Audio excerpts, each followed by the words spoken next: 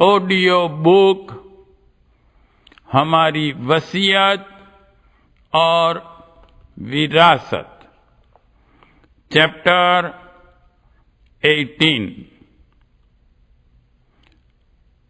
हमारी प्रत्यक्ष सिद्धियां।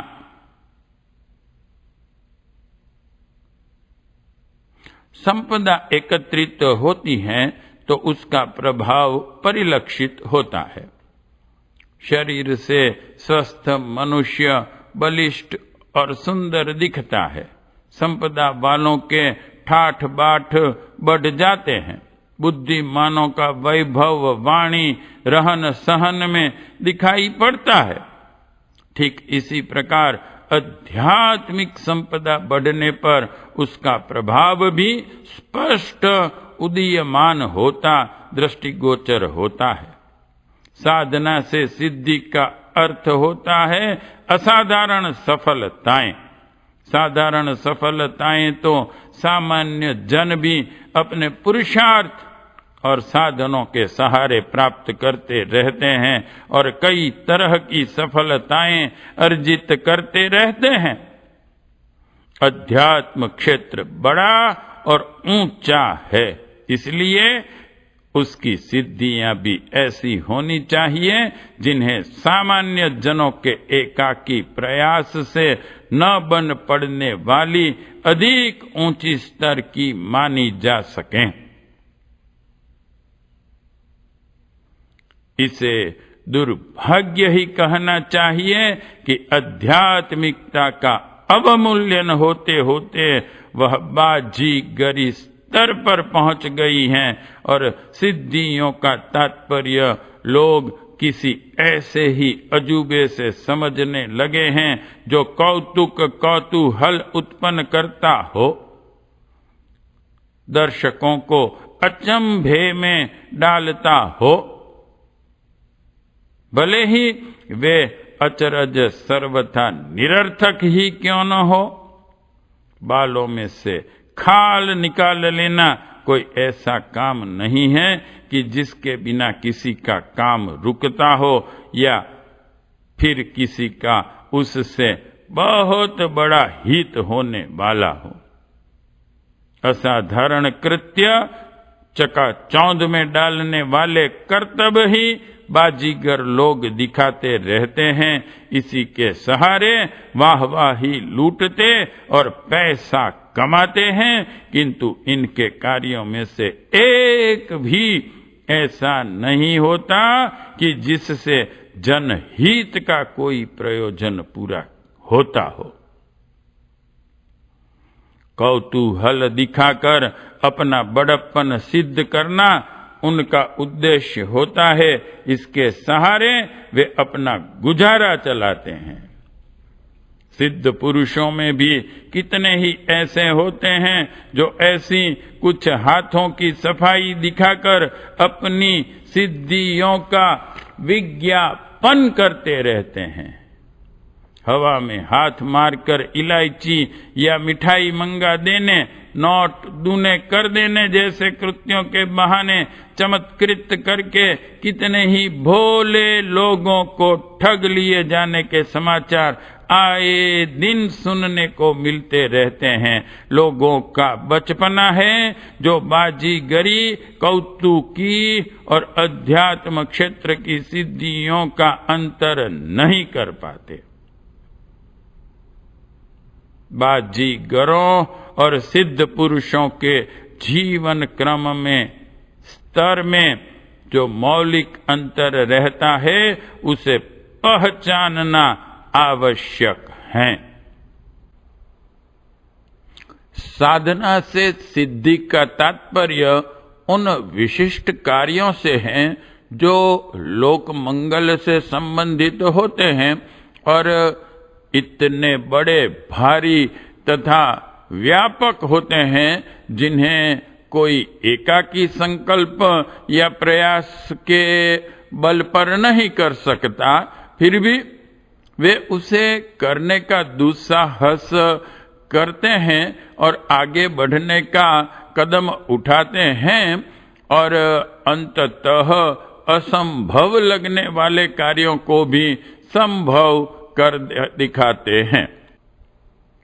समयानुसार जन सहयोग उन्हें भी मिलता रहता है। जब सृष्टि नियमों के अनुसार हर वर्ग के मनस्वी को सहयोग मिलते रहते हैं, तब कोई कारण नहीं है कि श्रेष्ठ कामों पर वह विधान लागू न होता हो। प्रश्न एक ही है। अध्यात्मवादी साधनों और सहयोगों के अभाव में भी कदम बढ़ाते हैं और आत्मविश्वास तथा ईश्वर विश्वास के सहारे नाव खेकर पार जाने का भरोसा रखते हैं। सामान्य जनों की मनःस्थिति ऐसी नहीं होती। वे सामने साधन सहयोग की व्यवस्था देख लेते हैं, तभी हाथ डालते हैं। साधनारत सिद्ध पुरुषों द्वारा महान कार्य संपन्न होते रहे हैं।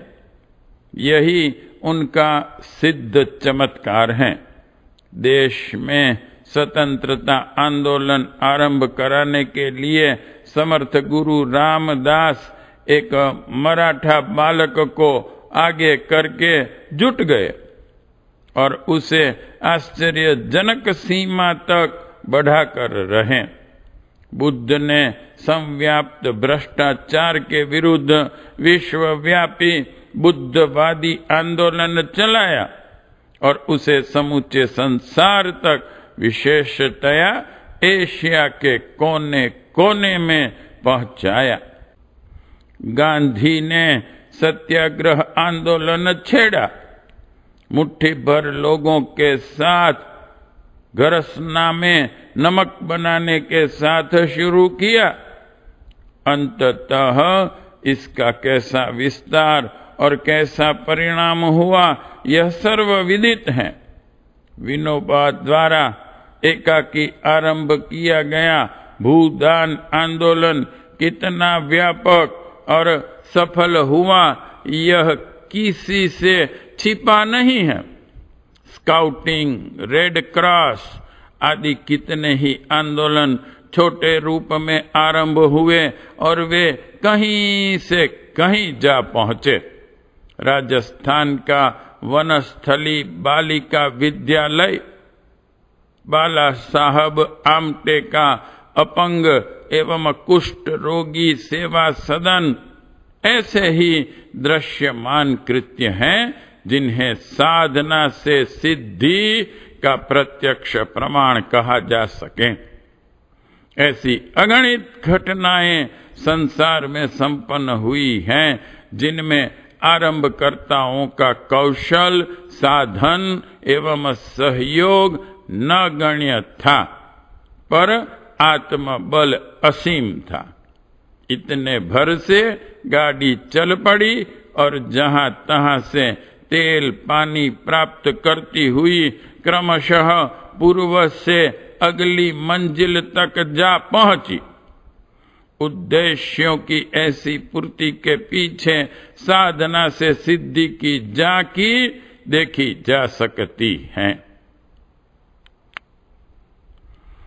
हमारी जीवन साधना की परिणतियां यदि कोई सिद्धि स्तर पर ढूंढना चाहे तो उसे निराश नहीं होना पड़ेगा। हर कदम अपने कौशल और उपलब्ध साधनों की सीमा से बहुत ऊंचे स्तर का उठा है।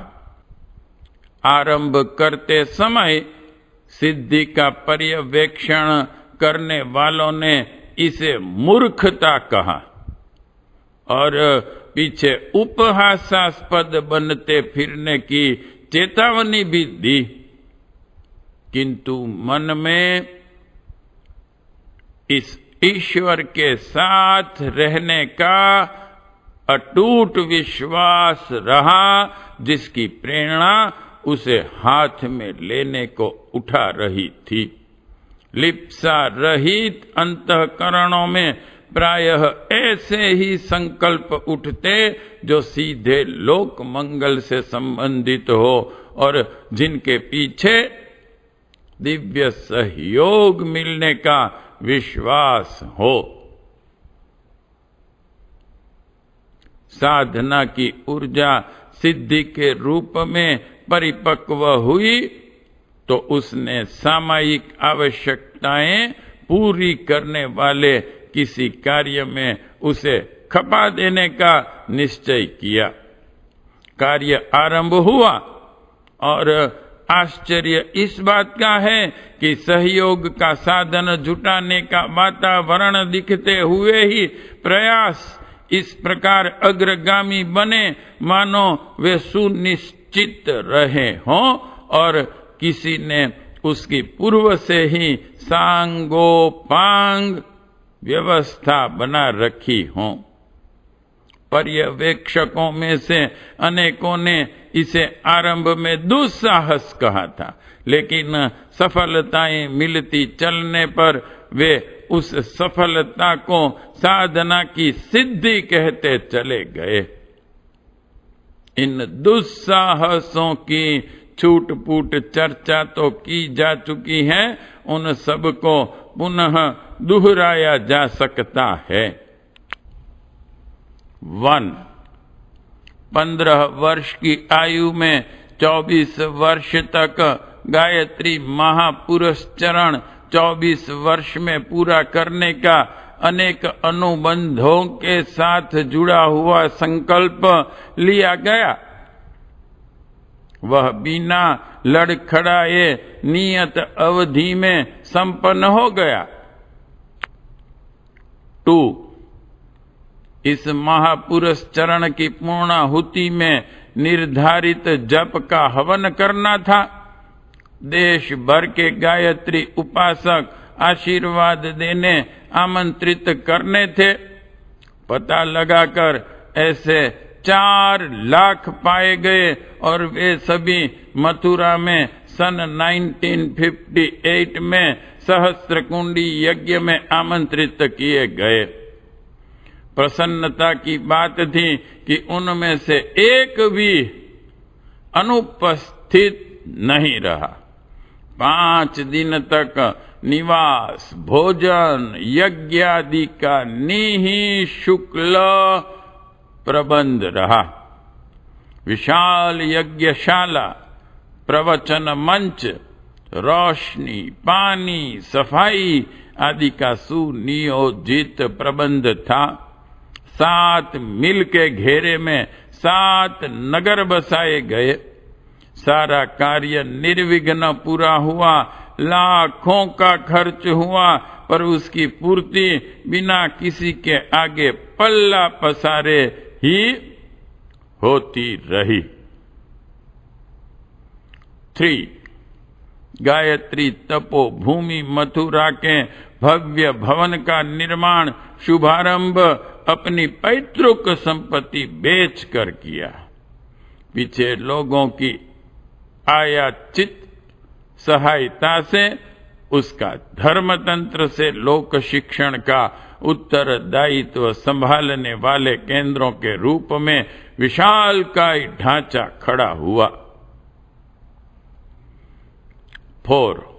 अखंड ज्योति का सन 1937 से अनवरत प्रकाशन, बिना विज्ञापन और चंदा मांगे लागत मूल्य पर निकलने वाली गांधी की हरिजन पत्रिका जबकि घाटे के कारण बंद करनी पड़ी थी, तब अखंड ज्योति अनेकों मुसीबतों का सामना करती हुई निकलती रही और अभी 1,50,000 की संख्या में छपती हैं। एक अंक को कई पढ़ते हैं। इस दृष्टि से पाठक 10 लाख से कम नहीं है। 5. साहित्य सृजन, आर्ष ग्रंथों का अनुवाद तथा व्यावहारिक जीवन में अध्यात्म सिद्धांतों का सफल समावेश करने वाली नितांत सस्ती किंतु अत्यंत उच्च स्तरीय पुस्तकों का प्रकाशन, इनका अन्य भाषाओं में अनुवाद। यह लेखन इतना है कि जिसे एक मनुष्य के शरीर भार के समान तोलने पर भी अधिक ही होगा, इसे करोड़ों ने पढ़ा है और नया प्रकाश पाया है। 6. गायत्री परिवार का गठन, उसके द्वारा लोकमानस के परिष्कार के लिए प्रज्ञा अभियान का और सत प्रवृत्ति संवर्धन के लिए युग निर्माण योजना का कार्यान्वयन, दोनों के अंतर्गत लाखों जागृत आत्माओं का एकीकरण, सभी का अपने अपने ढंग से नव सृजन भाव भरा योगदान। 7. युग शिल्पी प्रज्ञा पुत्रों के लिए आत्मनिर्माण, लोक निर्माण की समग्र पाठ्य विधि का निर्धारण और सत्र योजना के अंतर्गत नियमित शिक्षण, 10-10 दिवस के गायत्री साधना सत्रों की ऐसी व्यवस्था जिसमें साधकों के लिए निवास, भोजन आदि का भी निःशुल्क प्रबंध है। 8. अध्यात्म और विज्ञान के समन्वय की शोध के लिए ब्रह्म वर्चस्व शोध संस्थान की स्थापना। इसमें यज्ञ विज्ञान एवं गायत्री महाशक्ति का उच्च स्तरीय अनुसंधान चलता है। इसी उपक्रम को आगे बढ़ाकर जड़ी बूटी विज्ञान की चरककालीन प्रक्रिया का अभिनव अनुसंधान हाथ में लिया गया है। इसके साथ ही खगोल विद्या की टूटी हुई कड़ियों को नए सिरे से जोड़ा जा रहा है। 9. देश के कोने कोने में 2400 निजी इमारत वाली प्रज्ञा पीठ और बिना इमारत वाले 7500 प्रज्ञा संस्थानों की स्थापना करके नैतिक, बौद्धिक और सामाजिक पुनर्निर्माण की युगांतरीय चेतना को व्यापक बनाने का सफल प्रयत्न।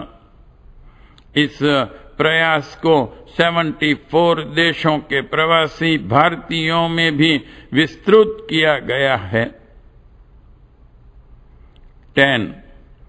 देश की समस्त भाषाओं तथा संस्कृतियों के अध्यापन का एक अभिनव केंद्र स्थापित किया गया है ताकि हर वर्ग के लोगों तक नवयुग की विचारधारा को पहुंचाया जा सके, प्रचारक हर क्षेत्र में पहुंच सकें। अभी तो जन जागरण के प्रचारक जत्थे जीप गाड़ियों के माध्यम से हिंदी, गुजराती, उड़िया, मराठी क्षेत्र में ही जाते हैं।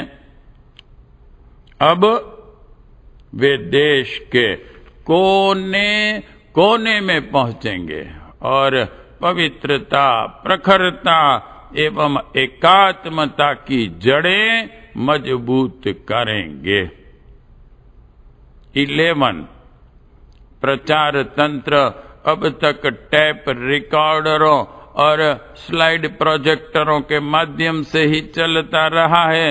अब उसमें वीडियो फिल्म निर्माण की एक कड़ी और जोड़ी जा रही है। 12. प्रज्ञा अभियान की विचारधारा को फोल्डर योजना के माध्यम से देश की सभी भाषाओं में प्रसारित किया जा रहा है ताकि कोई कोना ऐसा न बचे जहां नव चेतना का वातावरण न बने। 13. प्रज्ञा पुराण के 5 खंडों का प्रकाशन हर भाषा में तथा उनके टैप प्रवचनों का निर्माण, इस आधार पर नवीनतम समस्याओं का पुरातन कथा आधार पर समाधान का प्रयास। 14 प्रतिदिन शांति कुंज के भोजनालय में शिक्षार्थियों, अतिथियों और तीर्थयात्रियों की संख्या प्रायः 1000 रहती है। किसी से कोई मूल्य नहीं मांगा जाता। सभी भाव श्रद्धा से प्रसाद ग्रहण करके ही जाते हैं। अगणित व्यक्ति गायत्री तीर्थ में आकर अनुष्ठान साधना करते रहते हैं। इससे उनके व्यक्तित्व में परिष्कार हुआ है, मनोविकारों से मुक्ति मिली है एवं भावी जीवन की रीति नीति निर्धारित करने में मदद मिली है। विज्ञान सम्मत पद्धति से ब्रह्म वर्चस्व शोध संस्थान में उनका पर्यवेक्षण कर इसे सत्यापित भी किया गया है। उपरोक्त प्रमुख कार्यों और निर्धारणों को देखकर सहज बुद्धि यह अनुमान लगा सकती है कि इनके लिए श्रम, मनोयोग, साधन कितनी बड़ी संख्या में कितने लोगों के लगे होंगे, इसकी कल्पना करने पर प्रतीत होता है कि सब सरंजाम पहाड़ जितना होना चाहिए। उसे उठाने, आमंत्रित, एकत्रित करने में एक व्यक्ति की अदृश्य शक्ति भर काम करती रही है। प्रत्यक्ष याचना की, अपील की, चंदा जमा करने की प्रक्रिया कभी अपनाई नहीं गई। जो कुछ चला है स्वेच्छा से, सहयोग से चला है।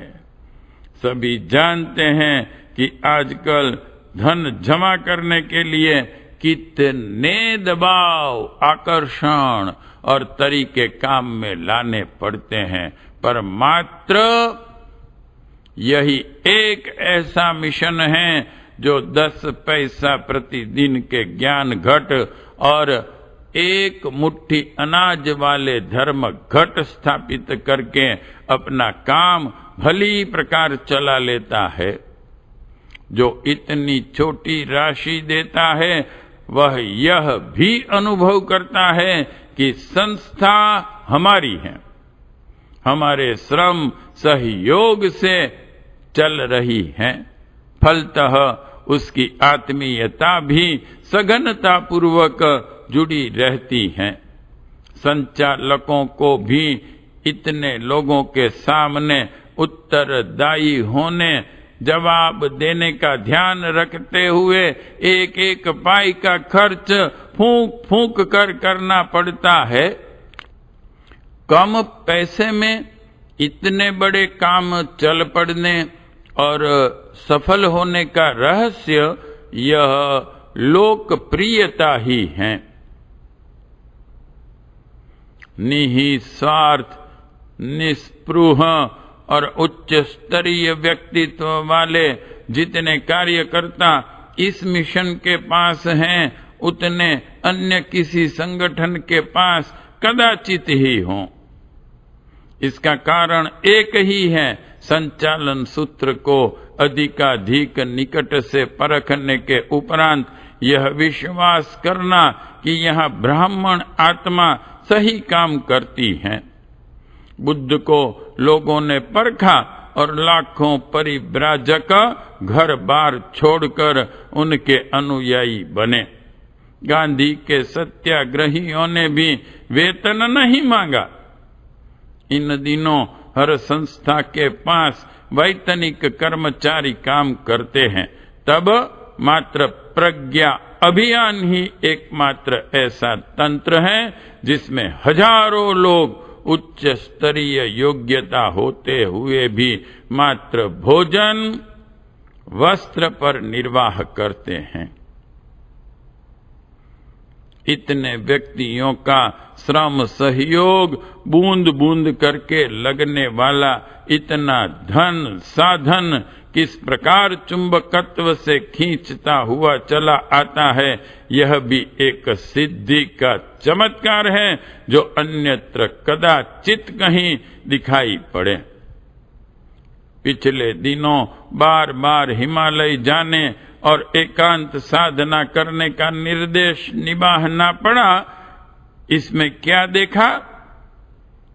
इसकी जिज्ञासा बड़ी आतुरता पूर्वक सभी करते हैं।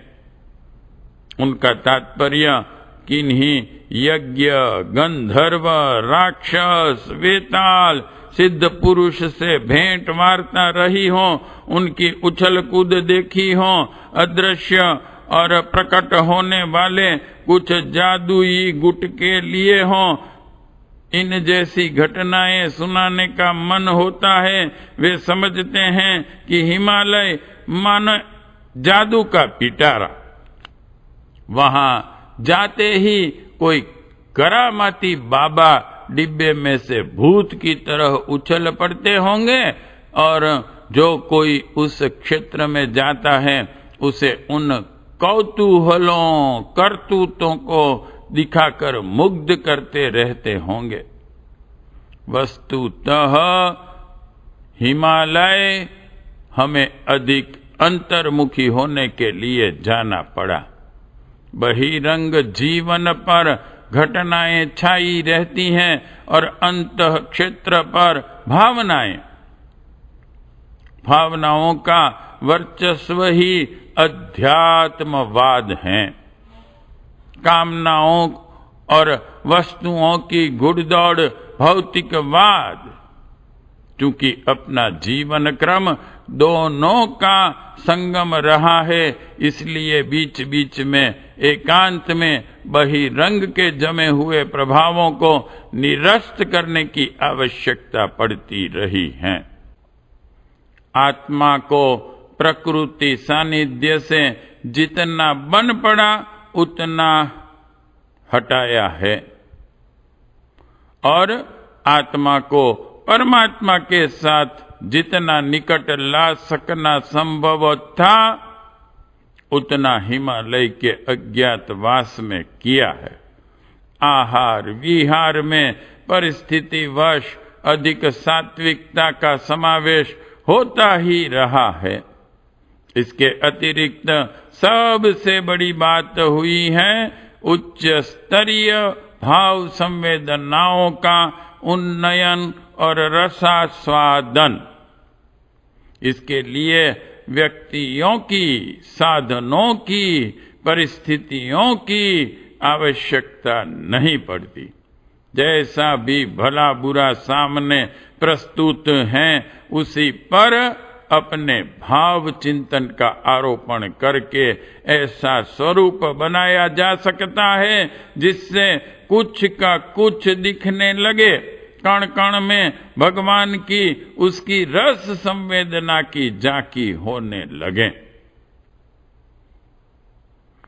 जिनने हमारी सुनसान के सहचर पुस्तक पढ़ी है उनने समझा होगा कि सामान्य घटनाओं और परिस्थितियों में भी अपनी उच्च भावनाओं का समावेश करके किस प्रकार स्वर्गीय उमंगों से भरा पूरा वातावरण गठित किया जा सकता है और उसमें निमग्न रहकर सच्चित आनंद की अनुभूति हो सकती है।